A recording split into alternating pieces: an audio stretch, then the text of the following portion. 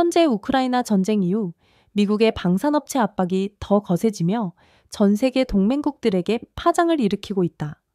그런데 이번에는 미국이 500억 달러 규모의 차세대 전차 사업을 두고 한국을 완전히 배제하려는 움직임을 시작해 세계를 놀라게 하고 있다. 리처드 브루크가 냉소적으로 웃으며 말했다. 한국 이제 끝났어. 아무도 상대 안 해줄 거야. 미국은 이미 독일과 프랑스에게서 굴복을 받아낸 적이 있어서 이번 역시 미국의 강압에 따른 한국의 굴복이 예상됐다. 하지만 한국은 오히려 그 압박을 협상카드로 활용해 미국을 꼼짝 못하게 만든 의회의 전략을 내놓았다. 그렇다면 한국은 어떻게 세계 최강국을 무력화시킨 걸까? 사연을 시작하기 전에 좋아요 눌러주세요. 안녕하세요. 저는 에릭 한센이라고 합니다.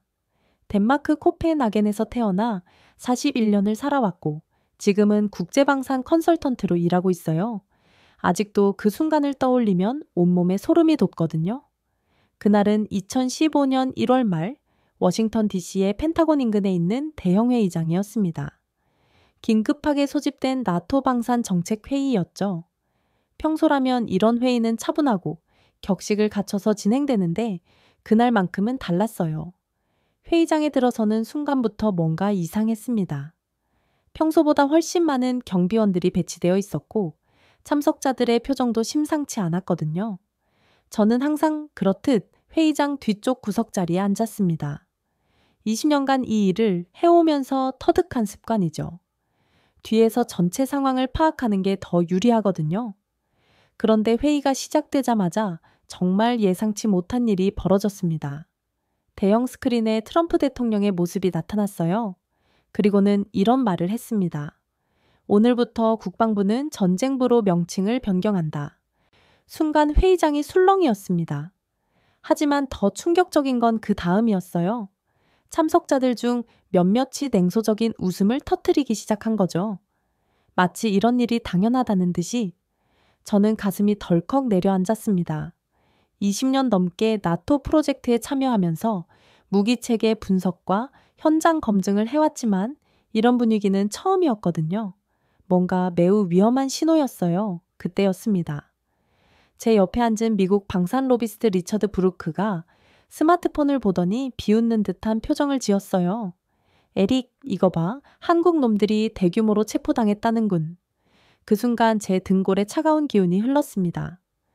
리처드는 평소에도 한국의 방산기업 성장을 극도로 견제해왔던 인물이거든요. 자국 무기의 독점적 지위를 유지하는 게 그의 최우선 목표였죠. 주변 사람들이 하나둘 리처드 쪽으로 모여들기 시작했어요. 마치 재미있는 구경거리를 보듯이 말이에요. 저는 그 광경을 바라보며 온몸이 굳어갔습니다. 한국 기업들이 불법 기술 유출 혐의로 일제히 수사받고 있다는데? 아, 그래? 역시 그럴 줄 알았어. 이제야 제대로 된 조치가 나왔군. 냉소와 조롱이 섞인 목소리들이 사방에서 들려왔습니다. 저는 주먹을 꽉 쥐었어요. 이건 정말 말이 안 되는 상황이었거든요. 제가 지난 10년간 직접 검증해온 한국의 방산 기업들은 세계 최고 수준의 기술력과 투명한 운영 시스템을 갖추고 있었어요. 특히 최근 몇 년간 한국이 개발한 무기 시스템들은 나토 기준으로도 손색이 없을 정도였죠. 그런데 지금 이 사람들은 마치 한국이 당연히 의심받을 만한 나라인 것처럼 말하고 있었습니다. 게다가 트럼프 정부의 과격한 정책 변화와 맞물려서 한국이 희생양이 되고 있다는 게 너무나 명백했어요. 저는 그 순간 깨달았습니다. 이건 단순한 정책 변화가 아니라 전 세계를 흔드는 위험한 경고라는 걸 말이에요. 회의장의 차가운 공기가 제 피부를 스쳤습니다. 저는 무력감과 분노가 동시에 밀려오는 걸 느꼈어요. 그날 밤 제 호텔방에서 CNN을 켜는 순간 경악했습니다. 화면 하단에 빨간 속보띠가 흘러가고 있었거든요. 한국 불법 무기 거래 의혹으로 대규모 수사 착수 앵커의 목소리가 차갑게 울려 퍼졌습니다. 한국 방산 기업들이 민감한 군사 기술을 불법적으로 유출했다는 의혹이 제기되고 있습니다. 미 당국은 이번 사건을 매우 심각하게 보고 있다고 밝혔습니다. 저는 리모컨을 움켜쥐었어요. 채널을 돌려봤지만 어디나 마찬가지였습니다. 폭스뉴스에서는 더욱 자극적인 헤드라인을 내보내고 있었죠. 한국의 배신, 나토 기술 탈취 의혹, 이건 명백한 왜곡이었어요. 제가 직접 참여했던 프로젝트들을 생각해보면 한국은 오히려 기술 공유에 있어서 가장 투명하고 협력적인 파트너였거든요. 다음날 아침 워싱턴의 한 카페에서 유럽 동료들과 만났습니다. 평소라면 화기애애해야 한 분위기였을 텐데 그날은 달랐어요. 독일 출신 컨설턴트 하인츠가 쓴 웃음을 지으며 말했습니다. 에릭 어제 뉴스 봤지? 한국이 완전히 망했네. 프랑스에서 온 마르셀이 어깨를 으쓱하며 끼어들었어요. 미국이 본격적으로 한국을 짓밟을 모양이야. 이제 끝이겠군. 저는 커피잔을 꽉 쥐었습니다. 이들의 냉소적인 반응이 너무나 충격적이었거든요. 잠깐만요. 여러분도 알잖아요. 한국 기업들이 얼마나 투명하게 운영되는지 말이에요. 하지만 하인츠는 고개를 저었어요. 에릭 현실을 봐. 미국이 타겟으로 정하면 끝이야. 누가 옳고 그런지는 중요하지 않아. 그 순간 제 스마트폰에 연락이 쏟아지기 시작했습니다. 유럽의 여러 투자자들로부터 온 메시지들이었어요. 에릭 한국 관련 프로젝트 전부 취소해야겠어. 리스크가 너무 커졌다. 당분간 한국과는 거리를 둬야지. 투자자들이 모두 발을 빼고 있어. 어쩔 수 없다. 저는 한숨을 깊게 내쉬었습니다. 불과 24시간 만에 모든 게 바뀌어 버렸거든요. 어제까지만 해도 한국은 가장 유망한 협력 파트너였는데 이제는 모두가 피하려고 하는 대상이 되어버렸어요. 오후에 열린 후속 회의에서 상황은 더욱 악화되었습니다. 한국 대표단이 회의실 한쪽 구석에 조용히 앉아 있었는데 그들을 바라보는 시선들이 예전과는 완전히 달랐어요. 리처드 브루크가 회의 중간에 일어서서 말했습니다. 이번 사건으로 우리는 파트너 선정에 더욱 신중해야 한다는 걸 깨달았습니다. 그의 시선이 의미심장하게 한국 대표단 쪽으로 향했어요. 회의장 전체가 순간 조용해졌습니다. 한국 측 대표였던 김 부장님이 자리에서 일어났어요. 그분의 얼굴은 평정을 유지하고 있었지만 저는 그 침묵 속에 숨겨진 분노를 느낄 수 있었습니다. 저희는 지금까지와 마찬가지로 투명하고 정직하게 협력할 준비가 되어 있습니다. 김 부장님의 목소리는 차분했지만 제가 볼 때는 억지로 참고 있는 게 분명했어요. 하지만 회의실 분위기는 이미 돌이킬 수 없이 차가워져 있었습니다. 몇몇 참석자들이 서로 눈짓을 주고받으며 비웃는 표정을 지었거든요. 회의가 끝난 후 저는 복도에서 한국 대표단과 마주쳤습니다. 그들은 서로 말없이 걸어가고 있었어요. 하지만 그 뒷모습에서 느껴지는 무거운 분위기가 제 가슴을 먹먹하게 만들었습니다.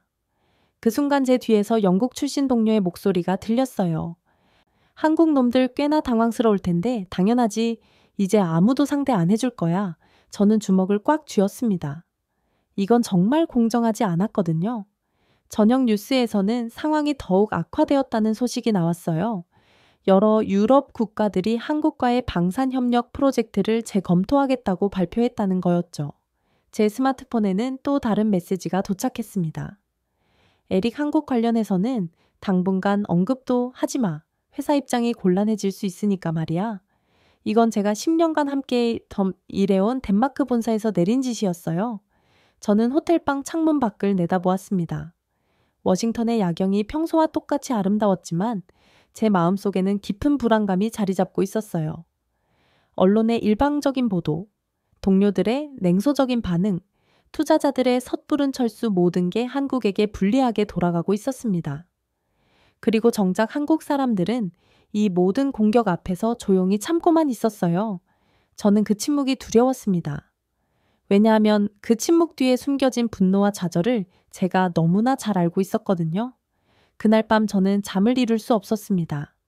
다음 주 월요일 펜타곤 근처 브리핑룸에서 충격적인 발표가 있었습니다. 독일 국방부 대표 밀러 장관이 마이크 앞에 섰어요. 그의 얼굴에는 만족스러운 미소가 번져 있었습니다. 독일은 미국과 차세대 전차 개발에 전면 협력하기로 결정했습니다. 박수가 터져 나왔어요. 미국 측 관계자들의 표정이 환해졌습니다. 이어서 프랑스 대표가 일어났어요. 프랑스 또한 이번 프로젝트에 참여하게 되어 영광입니다. 앞으로 대서양 동맹의 새로운 전환점이 될 것입니다. 저는 그 광경을 바라보며 깊은 허탈감을 느꼈습니다. 불과 일주일 전까지만 해도 이들은 한국과의 협력에 대해 긍정적으로 말하고 있었거든요. 브리핑이 끝난 후 복도에서 하인츠를 만났습니다. 그는 여전히 씩 웃고 있었어요. 에릭 봤지 우리가 얼마나 현명한 선택을 했는지 말이야. 마르셀도 어깨를 으쓱하며 끼어들었습니다. 실용주의야 친구 감정으로 비즈니스 하는 게 아니잖아. 저는 그들의 태도가 이해가 안 됐어요. 마치 처음부터 이런 결과를 예상하고 있었다는 듯한 표정이었거든요. 한편 회의실 맨 뒤편에 한국 대표단이 조용히 앉아 있었습니다. 김 부장님을 포함해 5명 정도였는데 그들의 표정은 무표정했어요. 하지만 저는 그 침묵 속에서 뭔가 다른 걸 느꼈습니다. 점심시간이 되자 대부분의 사람들이 화기애애하게 식당으로 향했어요. 독일과 프랑스 대표들은 미국 측과 함께 걸어가며 즐겁게 대화를 나누고 있었습니다. 그런데 한국 측은 따로 움직였어요. 그들은 건물 한쪽 구석에 있는 작은 회의실로 향했습니다. 저는 호기심을 참을 수 없어서 그쪽으로 가봤어요. 문이 살짝 열려 있었는데 안에서 들리는 소리에 깜짝 놀랐습니다. 김 부장님이 노트북을 열고 있었어요. 화면에는 복잡한 설계도가 펼쳐져 있었습니다. 이 설계대로라면 기존 전차보다 30% 성능 향상이 가능합니다. 다른 팀원이 조용히 대답했어요. 영우는 이미 80% 완료된 상태입니다. 우리끼리라도 계속 진행해야겠어요. 저는 가슴이 뛰었습니다. 한국이 이런 상황에서도 포기하지 않고 있었던 거예요. 김 부장님이 화면을 가리키며 말했습니다. 세상이 우리를 외면한다고 해서 우리가 멈출 이유는 없습니다. 그 순간 저는 소름이 돋았어요. 이게 바로 한국의 진짜 모습이었구나 싶었거든요. 저녁에 호텔로 돌아가는 길에 하인츠와 마르셀을 다시 만났습니다. 그들은 여전히 들뜬 기분이었어요. 오늘 미국 쪽에서 추가 프로젝트 제안이 들어왔어. 역시 때를 잘 맞췄지 한국 놈들이 빠진 자리를 우리가 차지하는 거야. 저는 더 이상 참을 수 없었습니다. 여러분 정말 이게 맞다고 생각해요? 하인츠가 어이없다는 표정을 지었어요. 에릭 너 혹시 한국 편을 들려고? 그러면 너도 같이 매장당할 수 있어. 마르셀이 어깨를 두드리며 말했습니다. 현실을 봐, 이 친구야. 이미 게임은 끝났어. 하지만 저는 확신이 서지 않았어요. 과연 게임이 끝난 게 맞을까요? 그날 밤 저는 창문 밖을 내다보며 깊은 생각에 잠겼습니다. 한쪽에서는 독일과 프랑스가 미국과 손을 잡고 승리의 축배를 들고 있었어요. 화려한 만찬장에서 웃음소리가 들려왔습니다. 반대편에서는 한국 대표단이 작은 회의실에서 조용히 설계도를 펼쳐놓고 있었어요. 그들 주위에는 아무도 없었지만 그들의 눈빛은 포기를 모르고 있었습니다. 저는 그 두 장면의 대조가 너무나 선명했어요. 하나는 즉각적인 안전과 이익을 택한 굴복이었고 다른 하나는 외로움을 감수하면서도 신념을 지키는 저항이었습니다. 다음 날 아침 브리핑룸에서 리처드 브루크가 기자들 앞에 섰어요. 이번 사건으로 우리는 진정한 동맹이 누구인지 확인할 수 있었습니다. 그의 시선이 독일과 프랑스 대표 쪽으로 향했어요. 반면 어떤 나라들은 아직도 현실을 받아들이지 못하고 있는 것 같습니다. 이때 한국 측에서 김 부장님이 조용히 일어섰어요. 전체 브리핑룸이 순간 조용해졌습니다. 저희는 언제나 정직하게 일해왔습니다. 그리고 앞으로도 그럴 것입니다. 김 부장님의 목소리는 흔들림이 없었어요. 하지만 그 한마디 뒤에는 깊은 의미가 담겨 있었습니다. 리처드가 비웃듯 말했어요. 정직함만으로는 현실을 바꿀 수 없습니다. 그 순간 저는 마음속으로 물었습니다. 굴욕을 삼킨 채 살아남을 것인가? 아니면 고독하게 맞설 것인가? 과연 어느 쪽이 옳은 선택일까요? 한 가지는 확실했어요. 한국은 절대 무릎을 꿇지 않을 것이라는 점 말입니다. 일주일 후 제게 예상치 못한 연락이 왔습니다. 에릭 씨 현대로템에서 특별 브리핑이 있습니다. 참석 가능하신가요? 김 부장님의 목소리였어요. 평소보다 차분하면서도 뭔가 단단한 확신이 느껴졌습니다. 물론이죠. 언제 어디서 진행되나요? 한국창원연구소입니다. 항공편은 저희가 준비해 드릴게요. 저는 궁금해졌어요. 이런 상황에서 굳이 한국으로 초청한다는 건 뭔가 특별한 이유가 있을 것 같았거든요. 인천공항에 도착했을 때 김 부장님이 직접 나와 계셨습니다. 그의 표정에서 평소와는 다른 기운을 느꼈어요. 에릭 씨, 오늘 보실 걸 미리 말씀드릴 수는 없지만 분명히 놀라실 겁니다. 창원까지 가는 차 안에서도 김 부장님은 신비로운 미소를 지었어요. 마치 큰 선물을 준비한 아이 같았습니다. 현대 로템 연구소는 생각보다 훨씬 컸어요. 거대한 건물들이 산업단지 전체를 덮고 있었습니다. 하지만 제일 인상적이었던 건 연구원들의 표정이었어요. 모두가 뭔가 중요한 일에 집중하고 있다는 느낌이 들었거든요. 지하 3층으로 내려가자 거대한 보안 게이트가 나타났습니다. 홍채 인식과 지문 인식을 동시에 거쳤어요. 이곳은 극비 연구소입니다. 오늘 보신 모든 건 기밀이라는 점 양해 부탁드려요. 김 부장님의 말에 저는 긴장이 되기 시작했습니다. 문이 열리는 순간 저는 눈을 의심했어요. 거대한 홀 중앙에 무언가가 덮여 있었습니다. 검은 천으로 완전히 가려진 거대한 물체였어요. 크기로 봐서는 전차 정도 되어 보였지만 일반적인 전차보다는 훨씬 세련된 형태였습니다. 에릭 씨 K-72 전차를 소개합니다. 김 부장님이 신호를 보내자 검은 천이 천천히 벗겨졌어요. 그 순간 저는 말문이 막혔습니다. 지금까지 봤던 어떤 전차와도 달랐어요. 매끄러운 곡선형 외관에 미래적인 디자인이 조화를 이루고 있었습니다. 무엇보다 주포가 엄청났어요. 130mm 주포입니다. 연구팀장이 자랑스럽게 설명했어요. 현재 운영 중인 어떤 전차보다도 강력합니다. 관통력은 기존 전차 대비 40% 향상되었어요. 저는 주포 주변을 자세히 살펴봤습니다. 정말 놀라운 기술력이었어요.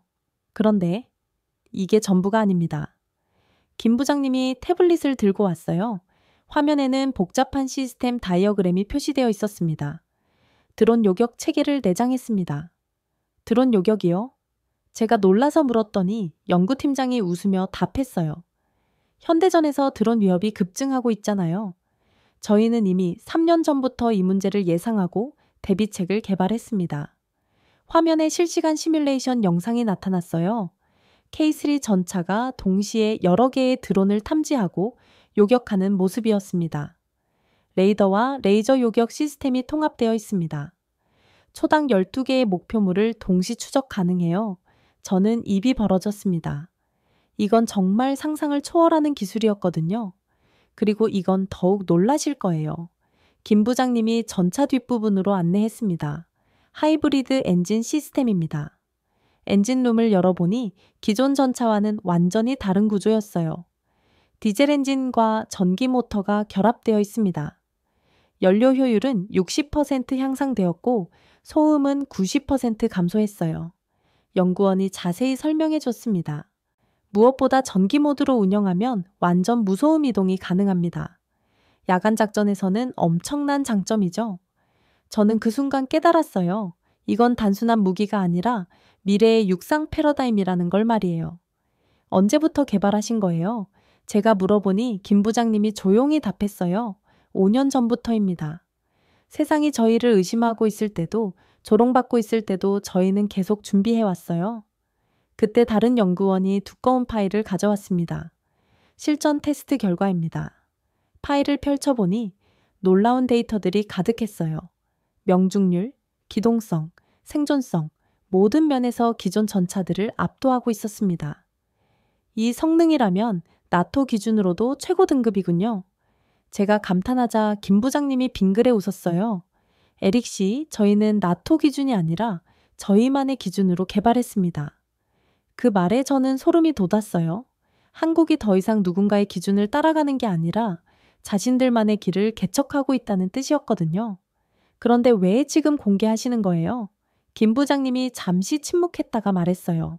때가 왔기 때문입니다. 세상이 저희를 외면했을 때 저희는 더욱 열심히 준비했어요. 이제 그 결과를 보여줄 시간이 온 거죠. 저는 그 순간 온몸에 전율이 흘렀습니다.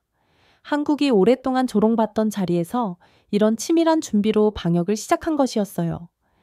밖으로 나오는 길에 김 부장님이 조용히 말했습니다. 에릭 씨, 진짜 게임은 이제 시작입니다. 저는 그날 밤 호텔에서 잠을 이룰 수 없었어요. 오늘 본 것들이 계속 머릿속을 맴돌았거든요. 세상이 바뀔 순간이 다가오고 있다는 걸 직감할 수 있었습니다. 2주 후 아부다비 국제 방산 전시회가 열렸습니다. 전 세계 방산 전문가들이 모여든 대규모 시연장이었어요. 저는 관람석 중앙에 자리를 잡았습니다. 첫 번째 시연은 독일의 최신 전차였어요. 레오파드 2A81이 거대한 모래 언덕 위로 나타났습니다. 관람석에서 박수가 터져 나왔죠. 하인츠가 제 옆에서 자랑스럽게 말했어요. 역시 독일 기술이지. 저 안정성을 봐. 시연이 시작되었습니다. 레오파드는 3km 거리의 목표물을 향해 포를 발사했어요. 명중이었습니다. 관람석이 다시 환호했죠. 그런데 갑자기 상황이 바뀌었어요. 드론 공격 시뮬레이션을 시작합니다. 아나운서의 목소리가 울려 퍼졌습니다. 하늘에서 10여 개의 모의 공격 드론이 레오파드를 향해 날아왔어요. 레오파드가 기관총을 발사했지만 드론들은 너무 빨랐습니다. 순식간에 시뮬레이션상 격파 판정이 났어요. 관람석이 술렁였습니다. 하인츠의 얼굴이 굳었죠. 두 번째는 미국의 M1A3 에이브람스였어요. 리처드 브루크가 관람석에서 여유롭게 웃고 있었습니다. 이번엔 다를 거야. 미군의 최신 기술이니까. 하지만 결과는 마찬가지였어요. 드론 공격 앞에서 에이브람스도 속수무책이었습니다. 리처드의 표정이 심각해졌어요. 이상 안에 분명 대공방어 시스템이 있는데 그때 아나운서가 다시 마이크를 잡았습니다. 다음은 대한민국의 K3 전차입니다. 관람석이 조용해졌어요. 많은 사람들이 의아한 표정을 지었습니다.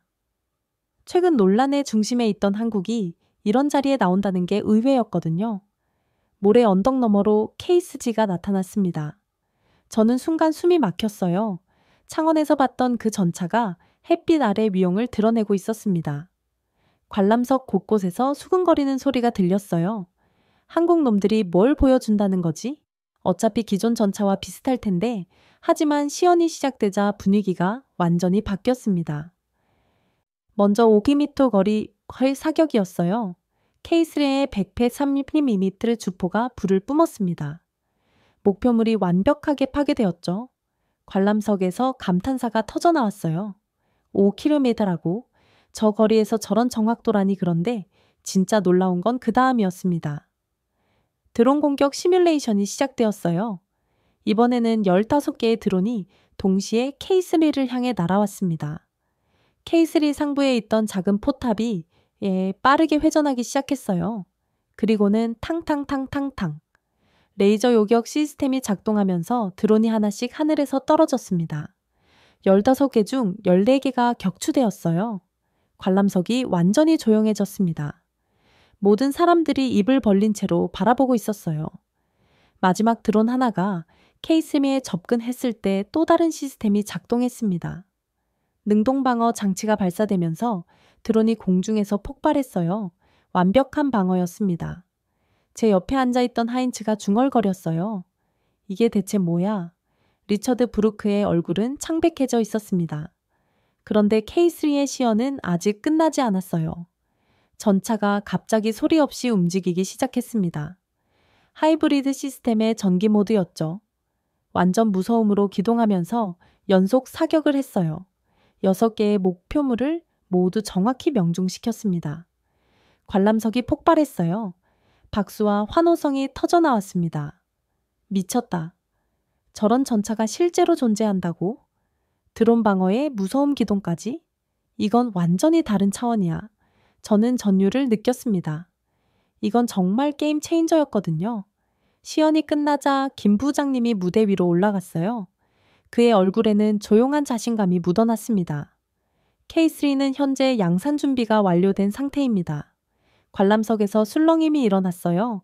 순간 여러 나라 대표들이 동시에 일어났습니다. 폴란드, 터키, 사우디아, 라비아 대표들이었어요. 수출 가능한가요? 우리도 구매 협상을 원합니다. 목소리들이 사방에서 터져 나왔어요. 리처드 브루크가 황급히 자리에서 일어나 밖으로 나갔습니다. 전화를 걸기 위해서였죠. 하인츠는 아직도 멍한 표정으로 무대를 바라보고 있었어요. 저 성능이 진짜라면 우리 전차는 이미 구식이 되어버린 거잖아? 저는 그 순간 깨달았어요. 한국이 세상을 놀라게 할 준비를 완벽하게 마쳤다는 걸 말이죠. 시연장을 나서는 길에 각국 언론들이 몰려들었어요.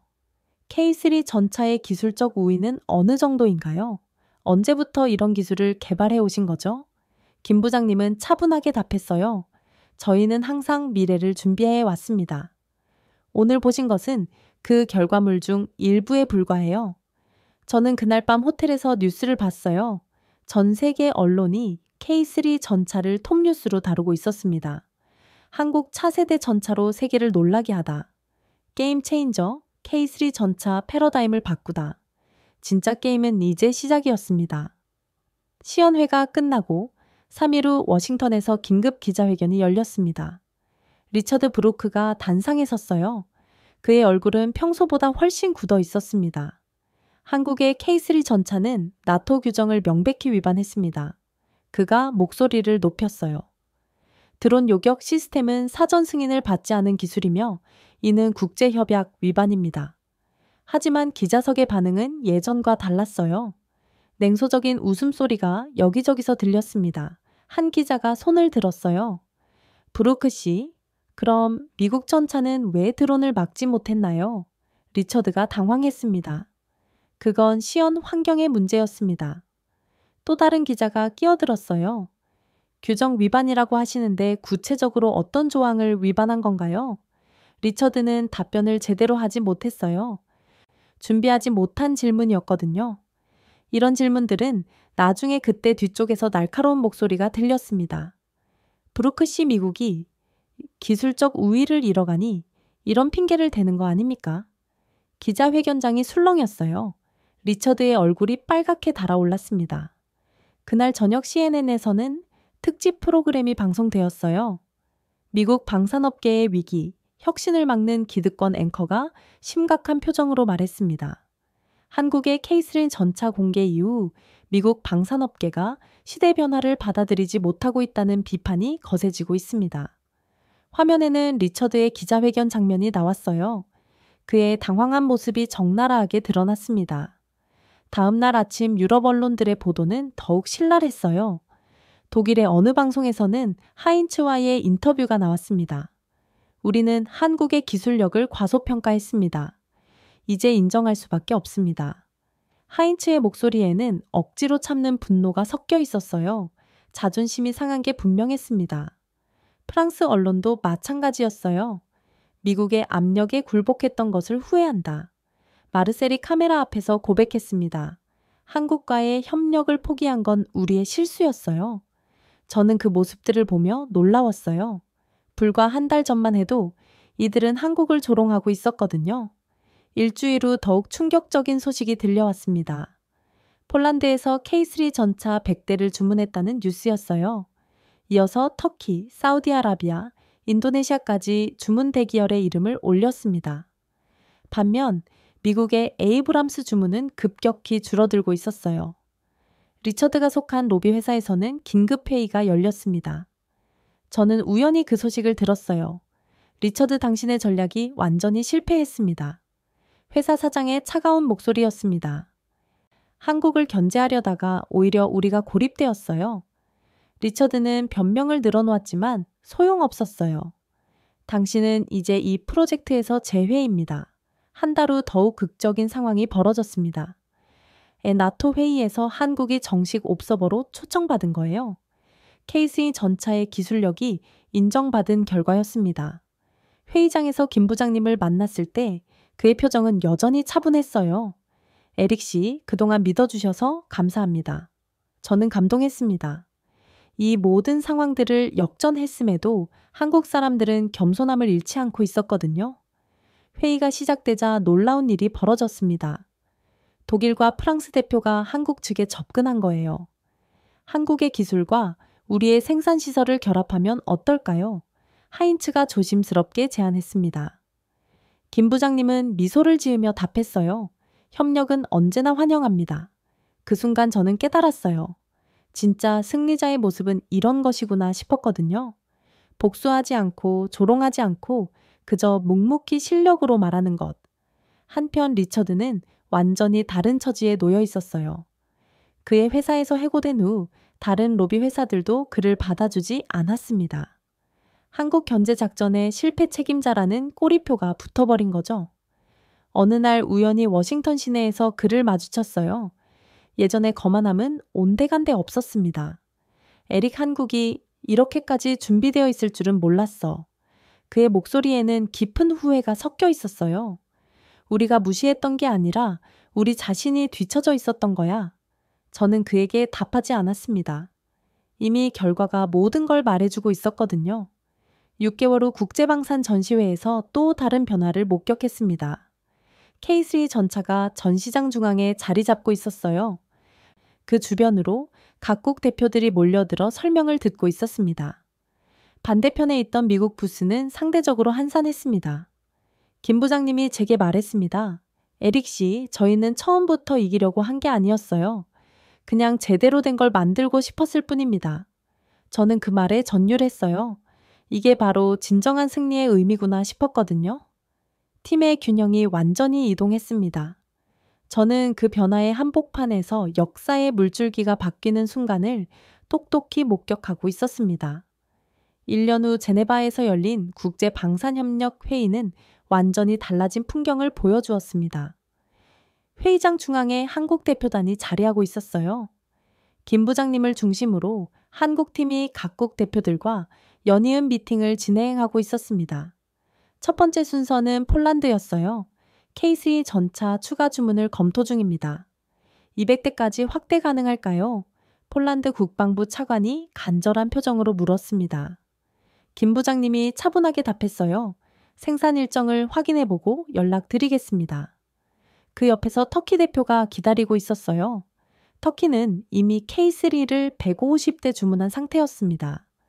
기술 이전 협력도 논의하고 싶습니다. 터키 대표의 목소리에는 존경심이 묻어났어요. 저는 그 광경을 보며 감회가 새로웠습니다. 불과 1년 전만 해도 한국은 회의장 구석에서 눈치를 보고 있었거든요. 오후에는 더욱 놀라운 일이 벌어졌습니다. 사우디아라비아 왕자가 직접 참석한 거예요. 그는 김 부장님과 개별 면담을 요청했습니다. 우리는 K3를 500대에 도입하고 싶습니다. 그리고 현지 생산 공장 건설도 검토 중이에요. 왕자의 제안은 엄청난 규모였어요. 약 200억 달러 규모의 프로젝트였습니다. 김 부장님은 여전히 침착했어요. 신중하게 검토해 보겠습니다. 양국 모두에게 도움이 되는 방향으로 진행하고 싶습니다. 그때 회의장 한쪽에서 익숙한 얼굴들을 봤어요. 하인츠와 마르셀이었습니다. 그들은 한국 부스 근처에서 서성이고 있었어요. 다가가서 말을 걸고 싶어 하는 듯 했지만 쉽게 용기를 내지 못하고 있었습니다. 결국 하인츠가 먼저 다가왔어요. 김 부장님, 독일도 K3 도입을 진지하게 검토하고 있습니다. 그의 목소리에는 예전의 거만함이 완전히 사라져 있었어요. 김 부장님이 정중하게 답했습니다. 언제든지 환영입니다. 함께 논의해 보시죠. 마르셀도 뒤이어 말했어요. 프랑스도 마찬가지입니다. 협력 방안을 모색하고 싶어요. 저는 그 순간 깨달았어요. 이제 정말로 중심이 바뀌었구나 하고요. 저녁에 열린 공식 만찬에서는 더욱 극적인 장면이 펼쳐졌습니다. 나토 사무총장이 직접 김 부장님에게 다가왔어요. 한국을 나토 전략 파트너로 격상하는 방안을 검토하고 있습니다. 회장 전체가 조용해졌어요. 모든 사람들이 그 대화에 집중했습니다. K3 전차의 기술력은 이미 나토 표준을 뛰어넘었습니다. 이제는 한국이 새로운 기준을 제시해 주기를 바랍니다. 김 부장님은 겸손하게 고개를 숙였어요. 영광입니다. 세계 평화에 기여할 수 있다면 기꺼이 협력하겠습니다. 그날 밤 저는 김 부장님과 함께 협력 보고서를 작성했어요. 에릭 씨, 이 보고서에는 뭐라고 써야 할까요? 김 부장님이 물었습니다. 저는 잠시 생각했다가 답했어요. 전차의 새로운 기준은 이제 서울에서 정해진다고 써야겠습니다. 김 부장님이 빙그레 웃었어요. 너무 거창한 것 같은데요. 하지만 사실이잖아요. 3개월 후 워싱턴에서 열린 후속 회의에서 결정적인 순간이 왔습니다. 미국 국방부에서 공식적으로 K3 전차에 대한 관심을 표명한 거예요. 우리도 K3의 일부 기술을 검토하고 싶습니다. 6개월 후 장미국 측 대표의 말에 회의장이 술렁였어요. 김 부장님은 평정을 유지하며 답했습니다. 기술 협력은 상호 이익이 되는 선에서 가능합니다. 그 순간 저는 완전한 역전이 이루어졌음을 실감했어요. 성안 최종 보고서에는 놀라운 수치들이 담겨 있었습니다. K3 전차 수출 계약 15개국 총 1,200대 계약 총액 선복 500억 달러 현지 생산 공장 4개국 기술 협력 협정 8개국이는 전 세계 전차 시장의 30%에 해당하는 규모였어요. 더 중요한 건 숫자가 아니었습니다. 한국이 이제 세계 방산업계의 새로운 중심으로 자리 잡았다는 사실이었어요. 1년 후 서울에서 열린 아시아 방산 포럼에 참석했을 때 그 변화를 확실히 느꼈습니다. 전 세계 사업개국 대표들이 서울에 모였어요. 한국의 기술을 배우기 위해서였습니다. 김 부장님이 기조연설에서 말했어요. 우리는 기술로 경쟁하되 협력으로 평화를 만들어 가겠습니다. 박수가 터져 나왔어요. 진심 어린 존경의 박수였습니다. 그 순간 저는 깨달았어요. 진정한 리더십은 힘으로 굴복시키는 게 아니라 실력으로 인정받는 거라는 걸 말이에요. 포럼이 끝난 후 한강공원에서 김 부장님과 대화를 나눴어요. 에릭 씨, 처음에는 믿기 어려우셨죠? 김 부장님이 웃으며 물었습니다. 솔직히 말하면 그랬어요. 하지만 이제는 확신합니다. 뭘 확신하시는데요? 한국이 세계를 이끌어갈 자격이 있다는 걸요. 김 부장님이 한강을 바라보며 조용히 말했어요. 저희는 그냥 제대로 하고 싶었을 뿐입니다. 결과는 자연스럽게 따라온 것 같아요. 그날 밤 호텔에서 최종 보고서를 마무리하며 저는 이렇게 썼습니다. 21세기 방산업계의 새로운 질서가 시작되었다. 그 중심에는 한국이 있다. 이는 단순한 기술의 승리가 아니라 철학의 승리다. 조용히 준비하고 묵묵히 실행하며 겸손하게 이끄는 리더십의 승리인 것이다. 저는 그 보고서를 제출하면서 확신했어요. 세상이 정말로 바뀌었다는 걸 말이에요. 2년 후 제네바에서 열린 세계방산 포럼 폐막 기자회견이었습니다. 김 부장님이 연단에 서 있었습니다. 그의 뒤로는 K3 전차의 대형 사진이 걸려 있었습니다. 전 세계 언론사 기자들이 회견장을 가득 메우고 있었어요. 질문이 이어졌습니다. K3 전차가 전 세계 50개국에 수출되었습니다. 소감이 어떠신가요? 김 부장님이 차분하게 답했습니다. 많은 나라들과 협력할 수 있어서 영광입니다. 그때 뒤쪽에서 날카로운 질문이 날아왔습니다. 2년 전 미국이 한국을 불법 거래국이라고 조롱했었죠. 그때를 돌이켜보면 어떤 기분이신가요? 회견장이 조용해졌습니다. 모든 기자들이 김 부장님의 답변을 기다리고 있었어요. 김 부장님은 잠시 미소를 지었습니다. 그리고는 마이크에 입을 가까이 대고 조용히 말했어요. 결과가 말합니다. 그 짧은 대답에는 지난 2년간의 모든 것이 담겨 있었습니다. 기자들이 술렁였어요. 몇몇 층 고개를 끄덕였고 어떤 이들은 감탄에 한숨을 내쉬었습니다. 저는 그 순간 온몸에 전율이 흘렀어요. 이보다 완벽한 답변은 있을 수 없었거든요. 회견이 끝난 후 복도에서 우연히 하인치를 만났습니다. 그는 독일 언론사 특파원으로 참석해 있었어요. 에릭, 방금 저 대답 들었지? 하인치의 목소리에는 복잡한 감정이 섞여 있었어요. 한마디로 모든 걸 정리해버리더군. 저는 고개를 끄덕였습니다. 정말 그래요. 더 이상 설명이 필요 없죠. 그날 저녁 호텔 라운지에서 김 부장님과 마지막 대화를 나눴어요. 부장님, 오늘 답변이 정말 인상적이었어요. 김 부장님이 차를 마시며 말했어요. 사실 다른 말을 할 필요도 없었어요. 숫자가 모든 걸 보여주고 있잖아요. 맞는 말이었어요. K3 전차는 이제 세계 전차 시장의 35%를 차지하고 있었습니다. 나토 표준 전차로 채택되었고 미국도 공식적으로 기술 협력을 요청한 상태였어요. 처음에는 믿기 어려웠어요. 제가 솔직하게 말했습니다. 한국이 이렇게까지 준비되어 있을 줄은 몰랐거든요. 김 부장님이 창밖을 내다보며 말했어요. 저희는 남들이 놀고 있을 때 준비했을 뿐입니다. 조롱받을 때도 멈추지 않았고요. 그의 목소리에는 자만이 아닌 조용한 자신감이 담겨 있었어요. 3개월 후 저는 덴마크로 돌아가 최종 보고서를 작성했습니다. 보고서 제목은 침묵의 승리, 한국 방산업의 새로운 패러다임이었어요. 결론 부분에 이렇게 썼습니다. 한국은 소리치지 않았지만 세계는 이미 그들의 목소리를 듣고 있다. 조롱과 모욕 속에서도 묵묵히 준비한 결과 이제 전 세계가 서울을 주목하고 있다. 이것이 바로 21세기형 리더십의 모습이다. 보고서를 제출한 후 동료들의 반응은 놀라웠어요. 에릭, 정말 한국이 이렇게 바뀐 게 맞아? 불과 2년 만에 이런 변화라니 믿기지 않네. 저는 확신에 찬 목소리로 답했어요. 직접 봤으니까요.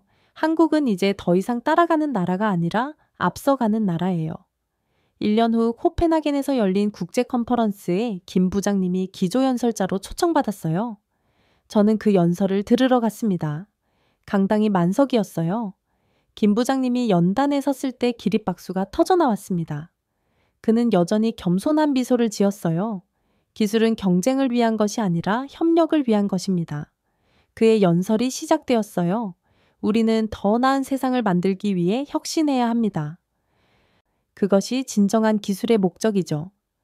연설이 끝나자 다시 기립박수가 이어졌어요. 그 박수 소리를 들으며 저는 깊이 감동했습니다. 연설 후 로비에서 김 부장님을 만났어요. 부장님, 정말 멋진 연설이었어요. 김 부장님이 웃으며 답했어요. 에릭 씨가 있어서 여기까지 올 수 있었어요. 처음부터 믿어주신 분이 있어야 가능한 일이었거든요. 저는 고개를 저었어요. 저는 그냥 지켜본 것뿐이에요. 진짜 이른 부장님들이 하셨죠. 그날 밤 호텔에서 저는 일기를 썼어요. 오늘로 정말 모든 게 바뀌었다는 걸 확인했다. 2년 전 워싱턴에서 조롱받던 한국이 이제는 전 세계가 배우고 싶어하는 나라가 되었다. 그들은 한 번도 자랑하거나 상대를 조롱하지 않았다. 그저 묵묵히 실력으로 말했을 뿐이다. 다음날 아침 공항으로 가는 길에 신문을 봤어요. 일면에 김 부장님의 연설 소식이 돼서 특필되어 있었습니다. 한국 세계기술협력의 새로운 중심으로 기사를 읽으며 저는 미소를 지었어요. 혼란과 모욕 속에서 시작된 이야기가 이렇게 아름다운 결말을 맞았다는 게 놀라웠거든요. 비행기에서 창밖을 내다보며 저는 생각했어요. 진정한 승리는 이런 것이구나. 소리치지 않아도, 자랑하지 않아도 모든 사람이 인정하는 그런 승리 말이에요. 한국은 정말로 침묵의 승리를 이뤄냈습니다. 그리고 그 승리는 앞으로도 계속될 것이라고 믿습니다. 자, 오늘 이야기는 여기까지입니다. 세상은 소리 큰 자의 것이 아닙니다. 진정한 승리는 묵묵히 준비하고 실력으로 말하는 자의 몫입니다. 한국이 보여준 침묵의 힘, 그것이 바로 우리가 나아가야 할 길입니다. 조롱받아도 굴복하지 않고 외면당해도 포기하지 않는 그 정신 말입니다. 네, 그럼 오늘 이야기 어떻게 들으셨나요? 사연이 좋으셨다면 구독과 좋아요 부탁드립니다. 그럼 지금까지 사연을 전해드린 저는 여우튜브 송은지였습니다. 저는 더 좋은 이야기로 다시 찾아뵙겠습니다. 영상 끝까지 시청해 주셔서 감사드리고 늘 고맙습니다. 사랑합니다.